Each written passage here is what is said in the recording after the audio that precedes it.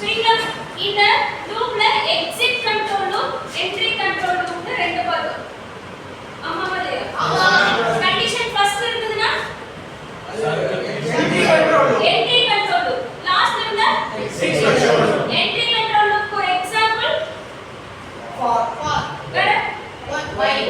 Exit control லூப்க்கு do while. இந்த ரெண்டுக்கும் டிஃபரன்ஸ் இருக்கு. சரிங்களா? while and do while க்கு டிஃபரன்ஸ் எப்பவுமே தெரிஞ்சு வச்சுக்கணும். சரி, அத தான் இந்த ரெண்டு பேரும் டிஸ்கஸ் பண்றாங்க.